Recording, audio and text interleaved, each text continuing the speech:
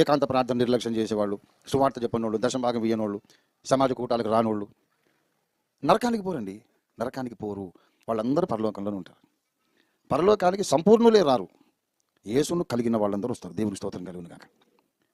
ఎందుకంటే నీవు సంపూర్ణుడు అయినందుకు, సంపూర్ణురాలు అయినందుకు దేవుడు నిన్ను పరలోకంలో చేర్చుకోడు. కానీ ఏసే నీ నీతి, ఏసే నీ పరిశుద్ధత గనుక నిన్ను దేవుడు పరలోకానికి రాణిస్తాడు. మరి ఇంకా ప్రాబ్లం ఏముందండి? ఎట్లా పరలోకానికి వస్తాం కదంటే అక్కడే ప్రాబ్లం స్టార్ట్ అవుతుంది. అంతస్తులు ఉంటాయి, హోదాలు ఉంటాయి.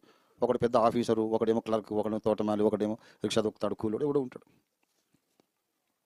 ఇప్పుడు ఫర్ ఎగ్జాంపుల్ మీరు సంఘం బిడ్డలు, మీరు దేవునికి భయపడి ఖచ్చితంగా తెలిసినంత వరకు వాక్యాన్ని పాటించారనుకోండి, దేవుడు మిమ్మల్ని మంచి ఆఫీసర్ని చేస్తాడు. నేను అసలు దేవుని పట్టించుకోకుండా అడ్డగోలుగా బతికేసాను అనుకో, నన్ను ఒక రిక్షా చేస్తాడు అక్కడ. మీరు నా దగ్గర వాక్యం నేర్చుకున్న బిడ్డలు, మీరు చౌరస్తాకు రిక్షా వస్తావా పలానా చోటుకి వెళ్ళాలంటే ఎక్కడ మేడం ఎక్కడ సార్ అని చూస్తారు. ఎవరు అయ్యారు మీరా? ఏంటి మీరు ఇక్కడ ఇలా రిక్షా దొక్కుతున్నారేంటి? మీరు ఎక్కడో